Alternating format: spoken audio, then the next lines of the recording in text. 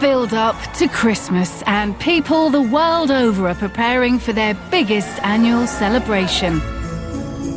And whatever the country, children are growing increasingly excited at the thought of a visit from one man. I think he's really nice, very happy. Well, I think he's really kind. But who is this character so instantly recognised on all 5 continents? What does he look like? He wears a red hat. Quite chubby. He's got a white beard, white long beard, a red coat, trousers and big black boots. Where does he come from? I think he lives in Lapland, in the North Pole. And what's his job on Christmas Eve? Giving presents to other people. He gives all the kids presents, but only if they're good. Because Santa loves all the boys and girls, yes. Most may agree on what he looks and sounds like, but his origins are much more of a mystery. Is he a relic of a pagan age? A Christian saint? In English, Saint Sir Glass. And when you have pronounced it fast, then you can Sinterklaas. A brilliant marketing creation? Many people think that the red uniform that Santa Claus wears developed because Hans Sundblom worked for the Coca-Cola Company and red is our corporate color. Or a mix of all 3? Santa Claus has remained somewhat up for grabs. There's been a little bit of a battle over who Santa Claus is. As this Christmas approaches, it's time to unmask the secret Santa.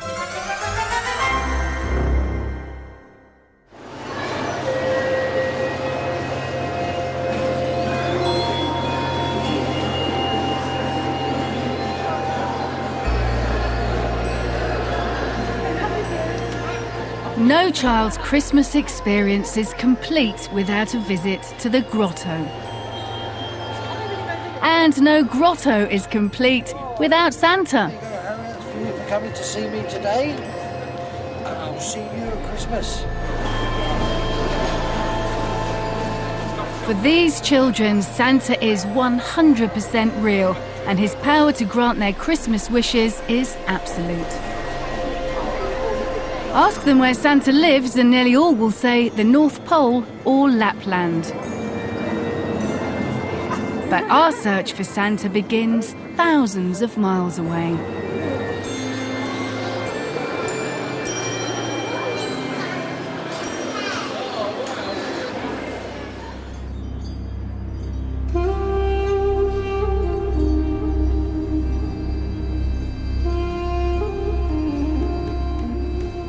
Southwest Turkey is where the search for Santa begins. Here it's claimed St. Nicholas was born, some 250 years after Christ's crucifixion. This recently excavated church in the town of Dimra is named after him. Here, an empty tomb is reputed to weep a manna, a liquid which even today is said to have healing powers. And once a year on the 6th of December, the day Nicholas died, pilgrims gather to drink it.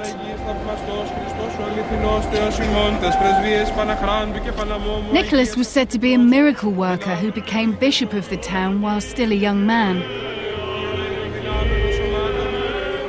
He was also famed for his acts of extraordinary generosity towards the local poor. They included a penniless father of 3 daughters, none of whom could get married because he couldn't afford it.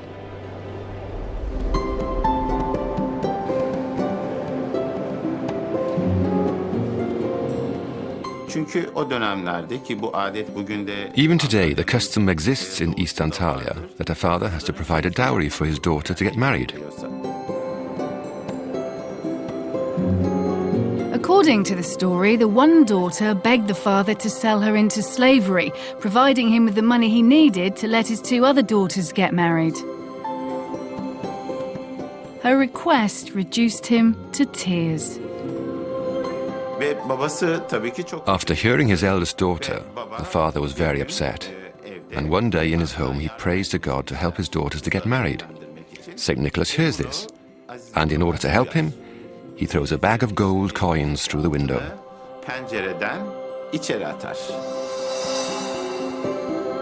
The tale later evolved into Nicholas throwing the bags of coins down the man's chimney, where they landed in stockings hanging up to dry.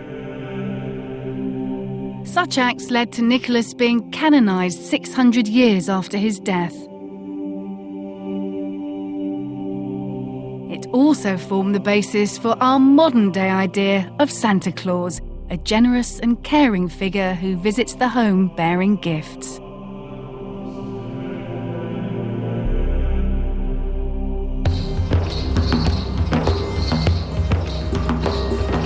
Turkey may now be a Muslim country, but the locals still celebrate the feast of St. Nicholas, even if his modern image is far removed from the devout bishop who once lived here.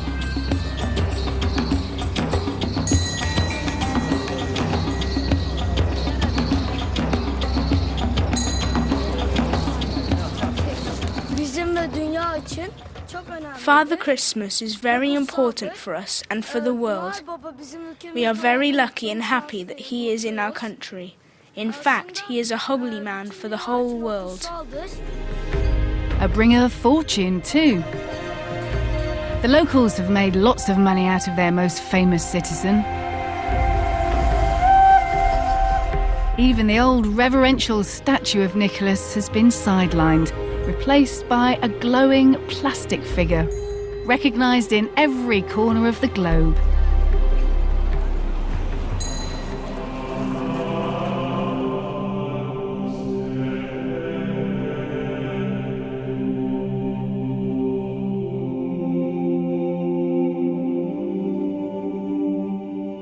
The story of how St. Nicholas was transformed into the world's favourite children's character spans several continents and fuses religions and folklore. It also takes us on a journey into our own past, to a time when our ancestors worshipped the sun, the earth and the seasons. They had their annual festivals too, and they had more in common with our own celebration of Christmas than you might imagine.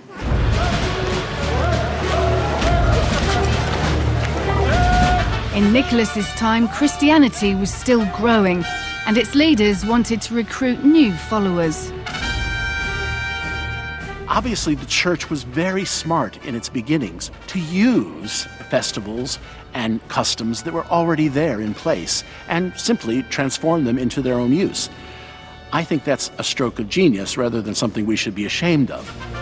The 6th century Pope Gregory I sought to gain converts to Christianity by outwardly embracing their pagan traditions.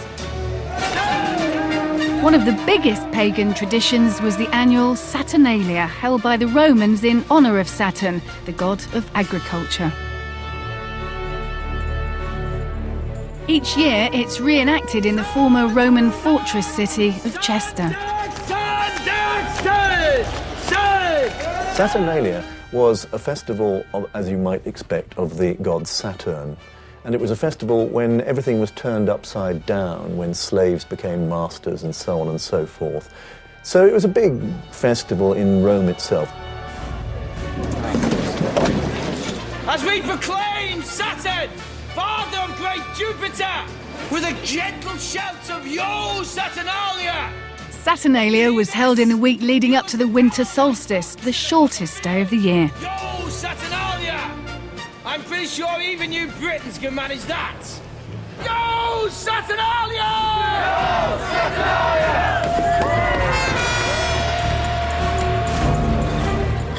It involved a lavish feast lasting several days and the presenting of gifts, which were believed to secure a rich harvest in the coming year. It is customary to give out gifts to the population. And we, your protectorate, are happy to accept any gifts you want to give us. For 300 years, Christians didn't have a fixed day celebrating Jesus' birth. No date was mentioned in the Bible. Then, in the 4th century, church leaders decreed December the 25th as his birthday. There is a popular theory that they chose this date in a deliberate attempt to absorb the traditions of Saturnalia. The reality of the date of Christmas and, of course, Santa Claus or St. Nicholas all have strange beginnings and strange formations. And I think the church chooses, and rightly so, to be a good marketer, to be a good communicator and say, how can we best use these to tell our own story? However, some historians disagree and believe the 25th of December holds a wider significance to a date that actually is mentioned in the Bible. Christmas is a sort of back formation from the 25th of March, which is the date on which Mary was told by the angel Gabriel that she was going to bear a child, the Feast of the Annunciation. And that's actually the beginning of the Christian New Year, classically. And if you think about it logically, 9 months on, pregnancy ends, that becomes gradually a big festival. But that really wasn't an important festival in the early church. The 6th of January was. That's the festival called Epiphany, which is when the wise men, the kings, came to adore the baby Jesus. And that's what you might say is Jesus' first appearance on the public stage. So if you're in the southern Mediterranean, even now, Epiphany is the big festival.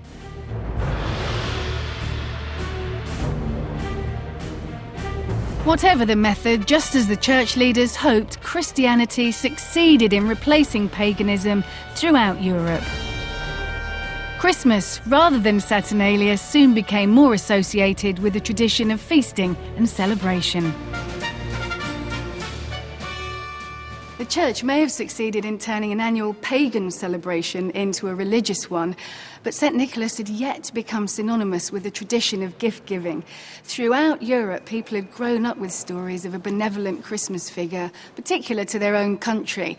Down the ages, these tales gradually blended with the story of St. Nicholas, finally forming the worldwide legend of today.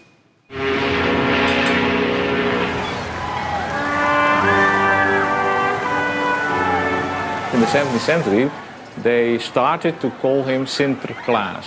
In English, Saint, Sir, Claus. And when you pronounce it fast, then you can Santa Claus.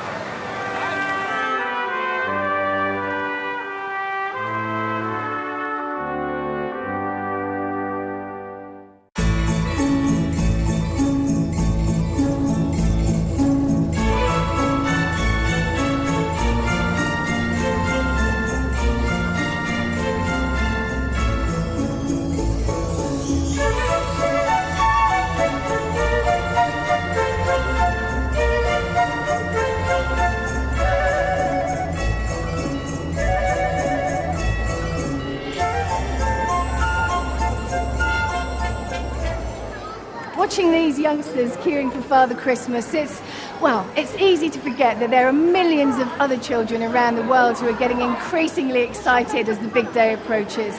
Their ideas of Father Christmas may not be that much removed from the ideas of the children here, but they often have very different origins.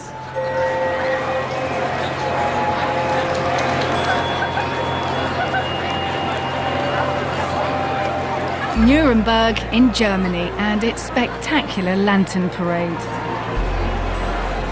Every year, thousands flock to this city to experience the Christmas market.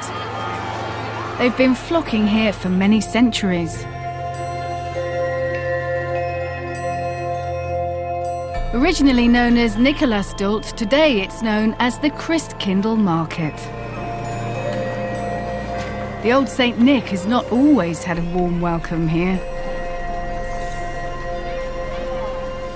As Protestants couldn't have saints, a new Christmas tradition was needed, so the baby Jesus became the bringer of gifts. The Holy Christ is actually only a baby, so it made no sense that he could bring the presents. Neither did it make sense for a stronger young man, because that would not fit in with the story of Christmas. Therefore, the Holy Christ evolved into a female fairy-like figure. That figure became known as the Christkind. Now the Nuremberg Christkind wears a golden pleated robe based on the city's golden angel. In other German towns and cities, the Christkind wears white and a starry wreath. It's a great honour for any girl to be chosen to be the Christkind. The contents of the letters and drawings are just like those by children anywhere, but in many parts of Germany, Austria, the Czech Republic and Switzerland, the recipient is the Christkind. Ich stell's mir so vor. I imagine her to have long curly hair and a long dress and a big crown. I also think she would have a crown and a golden robe and golden curly hair.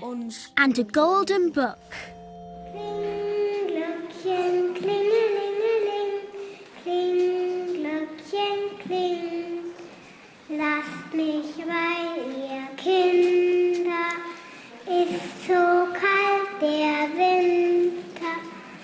Lieber guter Nikolaus, bitte komm in unser Haus.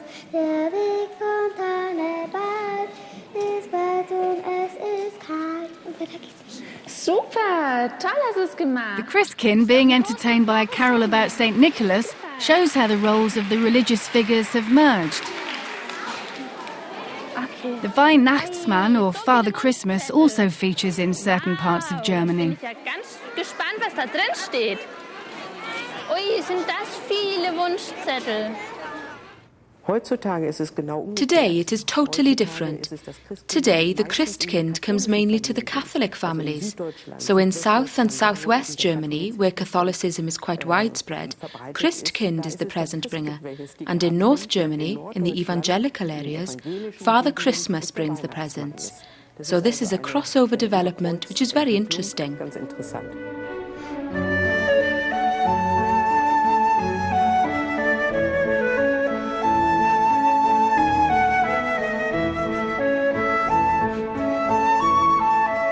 Just like Santa and Father Christmas, the Christkind also visits on Christmas Eve.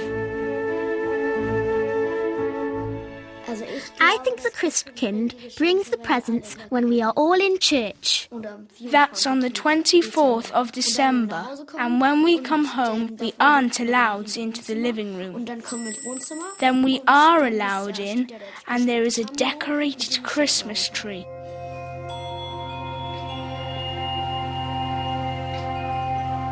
The Christmas tree is a gift that Germany gave to the rest of the world.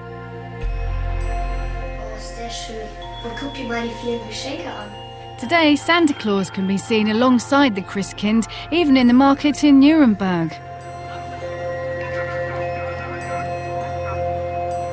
The name of that market, Christkindl, gave us another name for Santa Claus, Kris Kringle, popular throughout the USA.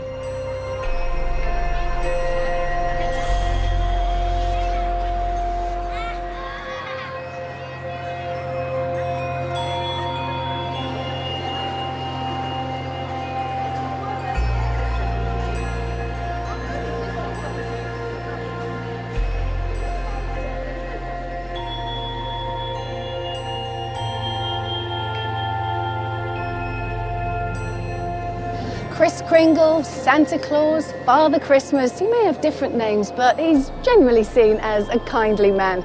But that wasn't always the case. The Santa of the Middle Ages was often viewed as a disciplinarian, bringing punishment to children who hadn't behaved throughout the year, as well as presents to those who'd been good. Sometimes he dealt the punishments himself, other times he left it to his helpers.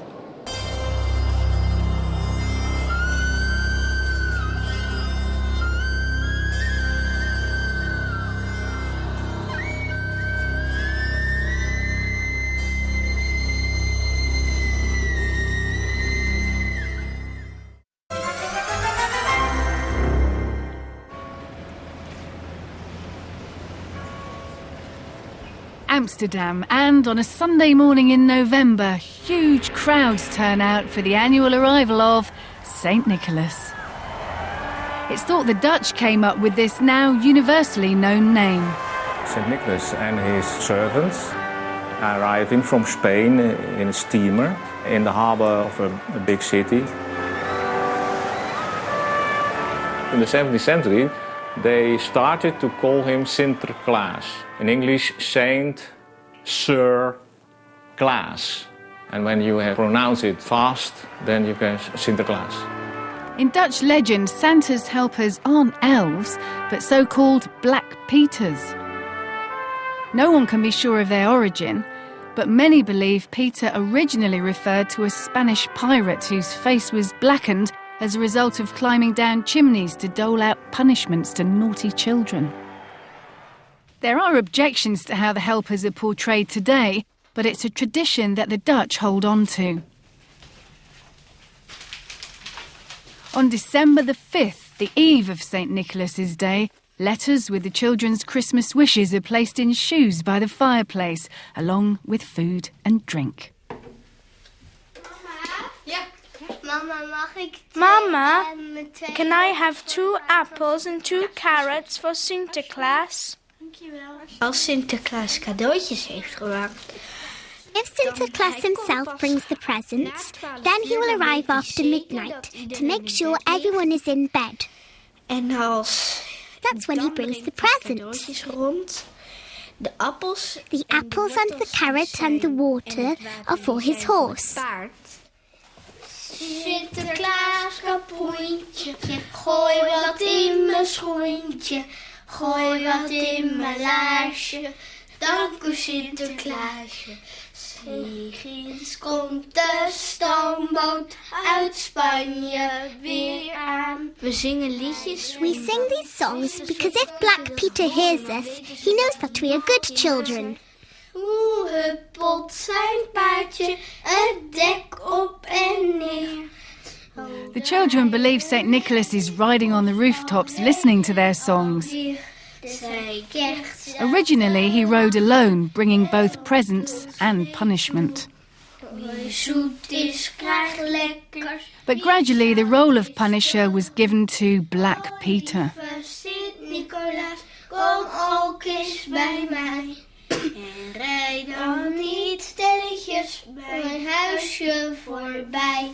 When they were very naughty, St. Nicholas said to Black Peter, you get the naughty ones and put them in your sack. And when the party was over, then they believed that the naughty ones were taken back to Spain. And then after a year, they're coming back, and they were very good and very obedient and very hardworking children.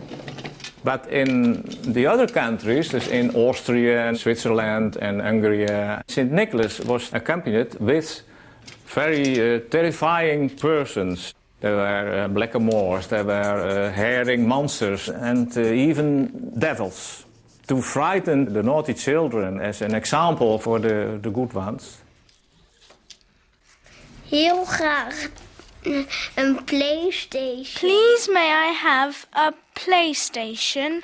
Een Lego train. A Lego train. Allemaal bestuur. With all kinds of wheels.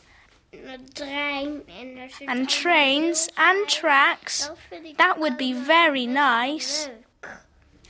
En als dat is gebeurd, dan komt er pakjesavond, 5 december. And when the night itself comes, the 5th of December, we have to wait until after we have eaten as a family. En als ze dan klopt er... And then, Black Peter knocks on the door. Last year, Black Peter actually came in. En als hij heeft After he has knocked the door, there will be a sack in front of the door with presents.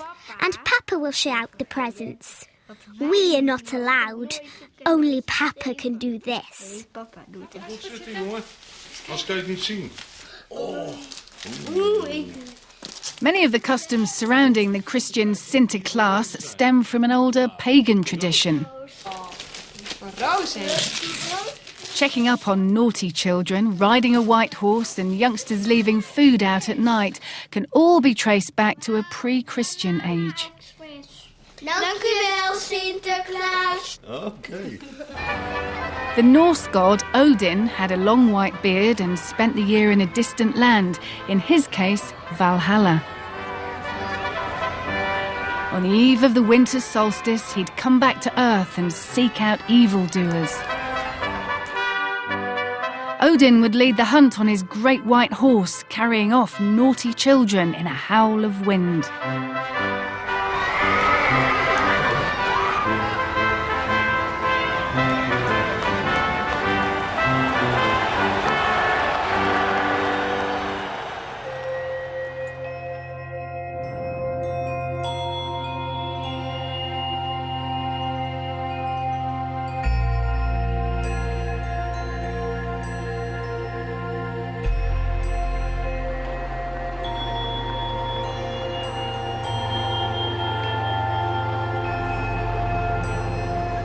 By the 18th century, the legend of St. Nicholas was growing ever stronger throughout Europe, although, as we've seen, the details varied from country to country.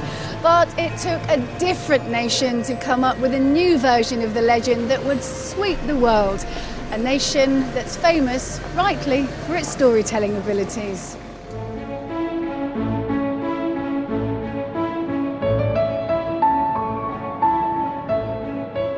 New York City.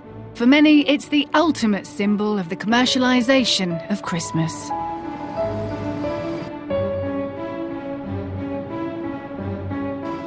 But it first put its stamp on the Santa story more than 2 centuries ago.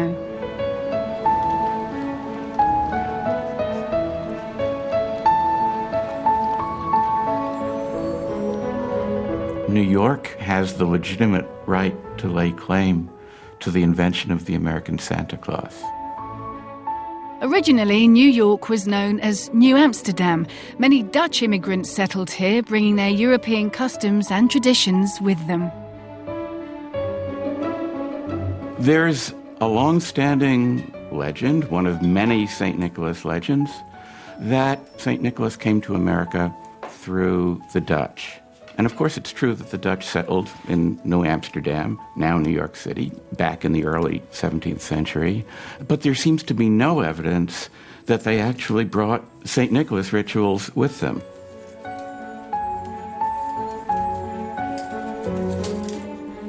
St. Nicholas was reinvented as Santa Claus in New York early in the 19th century by a group of patrician gentlemen who were not Dutch in the least. They were all of British stock. But they loved to identify with the Dutch. They were looking for a set of legends that they could associate with New York as it used to be, and that is to say, with America as it used to be.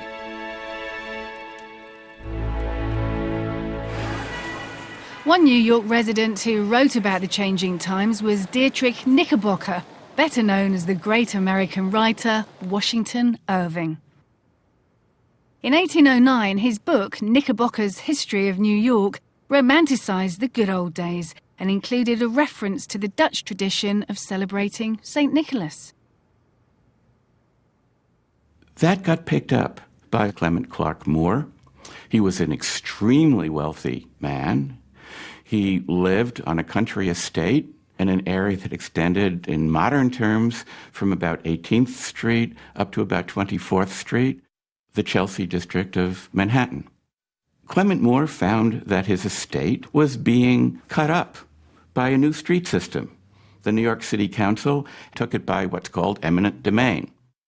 Moore reacted to this by writing a tract attacking the rampant, uncontrolled urban development of New York, saying it meant that the mob was going to take over the city. And then I guess he turned to the same Dutch legends that Washington Irving had introduced just a few years earlier. And he wrote a poem, The Night Before Christmas, or as he called it, A Visit from St. Nicholas, in which he really put St. Nicholas on the map. 'Twas the night before Christmas, when all through the house not a creature was stirring, not even a mouse. Someone told me, this is the only poem that all American children memorize voluntarily. The stockings were hung by the chimney with care, in hopes that St. Nicholas soon would be there. This is the poem that transformed St. Nicholas into Santa Claus. when what to my wondering eyes should appear but a miniature sleigh and 8 tiny reindeer.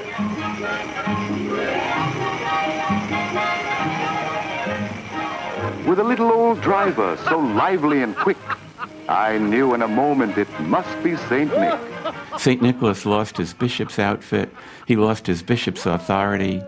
He just became an elfin, jolly character who came not to judge, just to leave gifts. As I drew in my head and was turning around, down the chimney St. Nicholas came with a bound.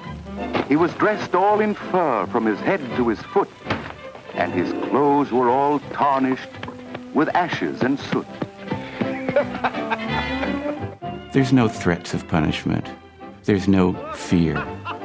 His eyes, how they twinkled. His dimples, how merry. His cheeks were like roses, his nose like a cherry.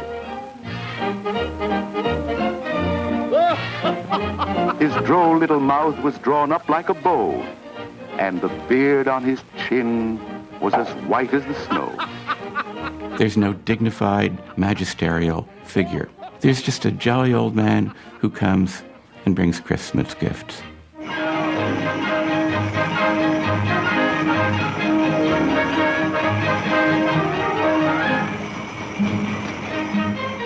Clement Moore wrote The Night Before Christmas in 1822. It got published in a rather obscure newspaper, and over the following decade, it just swept America. But I heard him exclaim ere he drove out of sight, Happy Christmas to all, and to all, a good night. By 1840, virtually all Americans knew about Santa Claus, who was really the gift of Clement Moore. And it was that poem and that new ritual that brought about the modern Christmas that we know, and who brought about the Santa Claus that's still with us today. Pwy sy'n dŵad dros y bryn yn ddistaw bach. Clement Moore could never have imagined that the poem he read to his children on Christmas Eve would become so influential, or leave such a legacy in so many languages, and have such a commercial impact.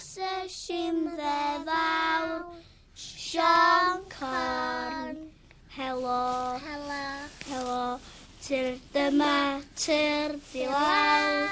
Very good.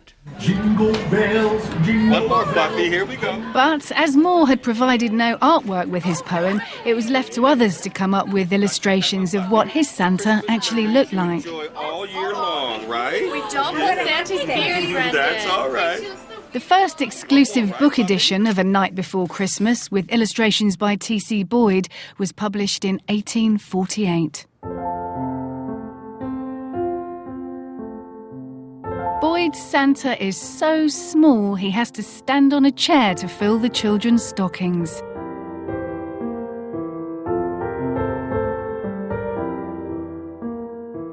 It would be another 15 years before another artist came up with an image that we'd recognise today, and with details about his life that every child now accepts.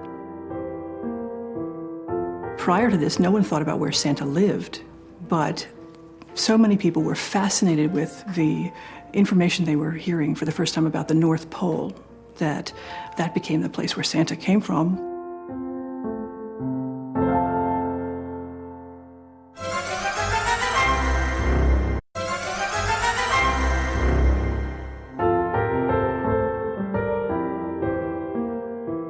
Thomas Nast was a German cartoonist who once drew sketches for the Illustrated London News. But he was to find fame after emigrating to America and coming up with an image of Santa Claus based on the poems of Clement Clarke Moore. It started out in 1863 when he was working for Harper's Weekly, and he drew his first Santa Claus almost as a political figure, dressed in his fur suit, but it had the stars and stripes in support of the Union Army of the North. From the political images, actually, his most famous Santa Claus that he drew was Merry Old Santa Claus. Instead of having Santa's sack full of toys on his back, the sack was actually a Civil War backpack. There was a pocket watch which showed midnight, which was when Congress had to vote to give the military their pay. Also, there was a toy Trojan horse showing some of the deceit that may have been occurring in the government.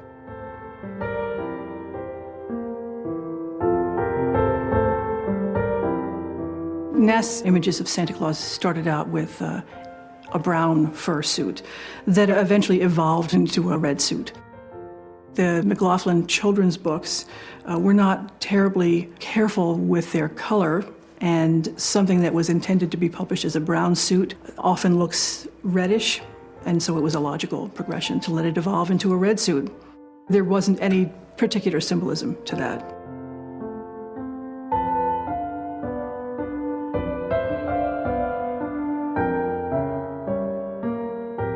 Nast really modeled Santa Claus off his own self-image.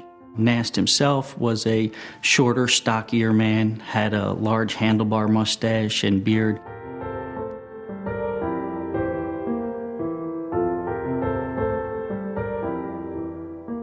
He often included his children and scenes from the inside of his house in his Christmas drawings. We can see the fireplaces of Villa Fontana, his home in Morristown, showing up in many of the Christmas drawings. Nast introduced the image of Santa Claus leaning over a huge ledger with columns of good boys and girls and naughty boys and girls. These images also appeared in double-page Harper's Weekly illustrations that also included Santa Claus at the North Pole, peering through a telescope, presumably to be watching to make sure that these were good boys and girls and not naughty boys and girls. Prior to this, no one thought about where Santa lived, but so many people were fascinated with the information they were hearing for the first time about the North Pole that became the place where Santa came from. Another thing that Nast helped to develop was using the U.S. Postal Service as a way for children to communicate with Santa, to send their lists of what they wanted for Christmas. Nast wasn't the first person to illustrate Clement Moore's poem, The Night Before Christmas. But Moore describes Santa Claus and the reindeer and the sleigh and landing on the rooftop and flying off afterwards into the midnight sky. So these were descriptions that Nast used in his early illustrations. He just didn't stay with them. Nast made Santa Claus grow from an elf, who could easily slip down a chimney, to a full-grown adult male.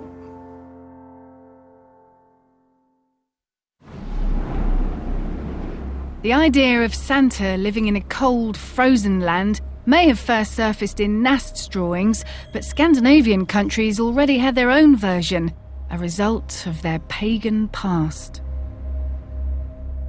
Rituals celebrating the shortest day and looking forward to the new have always been common in the far north. Many of these were animal-themed. In Sweden, the animal is a goat named Julbock. It was very common that the teenagers dressed up, and one of them was the Julbock. And then they moved around to the houses and they made fun and they sang songs and so on. He's pagan. And we have rock carvings in Sweden from the Stone and Bronze Age, which show people in masks with animal horns. And then in the end of the 18th century, when we needed someone to come with the Christmas presents or julklapparna, it was the julgoat or julbocken. So he came and knocked on the door and came in with all the parcels, and he threw them round, and he still made some fun and noise and so on.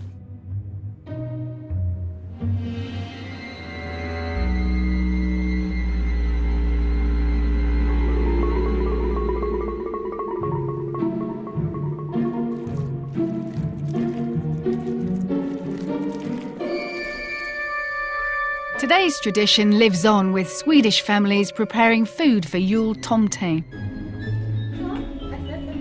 In Iceland, the Christmas visitors are known as jólasveinar, and in Norway and Denmark, julenisse, Nisse being an old form of Nicholas.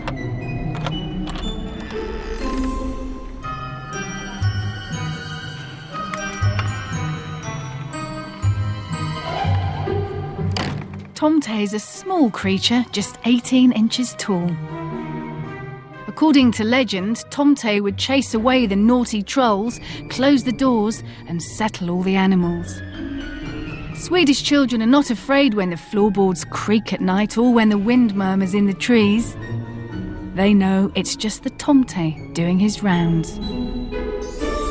On Christmas Eve, the father or grandfather of the house says that, "Oh, isn't jultomten coming soon?" with all the julklappar, the presents. And he is going to look for him, or he is going to buy the paper. And he went out, and then a knock on the door. And there comes jultomten. And he said, "Are there any good, kind children here?" And all the children say, "Yes, yes, yes." And then he comes in and he gives away all the Christmas presents. Santa may well owe his modern image to influence from both sides of the Atlantic. Perhaps the most influential figure of all was an artist who was as familiar with Jólatomte as he was with the drawings of Thomas Nast. He was a Swedish-American who provided Depression-era advertisements for the world's biggest soft drinks company. The campaign featuring Santa Claus actually came about as part of a marketing strategy.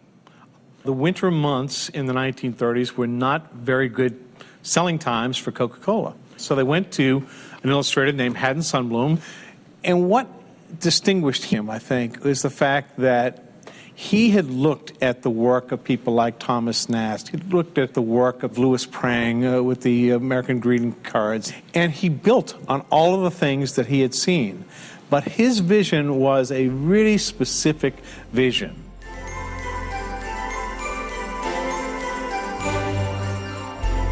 He really saw this Santa Claus as an outgoing person, somebody who really enjoyed the Christmas season. And his illustrations capture the very essence of the season itself. It's a happy time, it's a warm time, it's a time to be with family and friends. For Haddon Sundblom, Santa Claus was not a dwarf, he wasn't an elf, he was a full-bodied person. This was a person who was full-size, if not larger than life. There are no bad boys and girls in Sundblom's world. Everybody's good, and everybody's going to enjoy the season because Santa's going to bring them presents.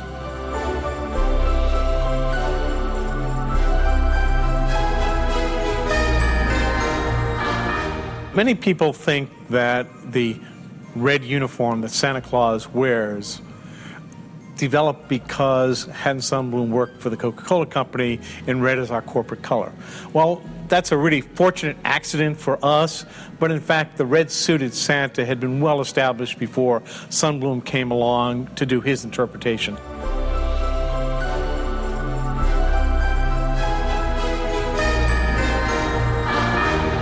These illustrations are timeless. They're not really bound to any chronological period, and they're as relevant today as they were when they were created.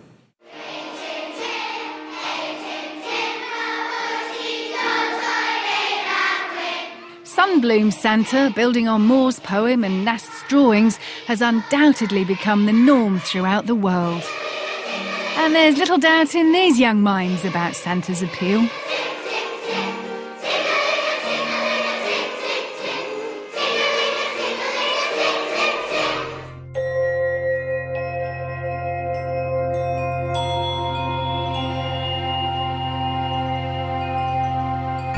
In the commercial world in particular, he has become the end of all things for Christmas. In the midst of the festivities, Christians are not against fun and frolic and even shopping. But the reality is, he helps us keep kind of a religious focus. People will say, that's crazy, but it's true. This is a fun person, but he was real. He was a good man, and I think he even transcends the Christian faith because I think he's so appealing. Everybody smiles when they see him.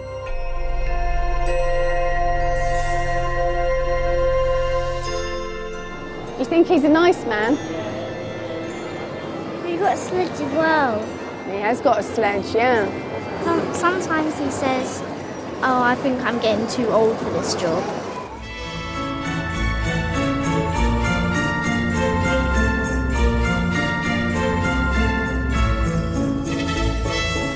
As he prepares for another Christmas delivering presents around the world, children can be sure that his long journey from Turkey through the Netherlands and the United States, with the odd detour along the way, will end with him safely back in the North Pole once more. Now there's a legend that's sure to live on.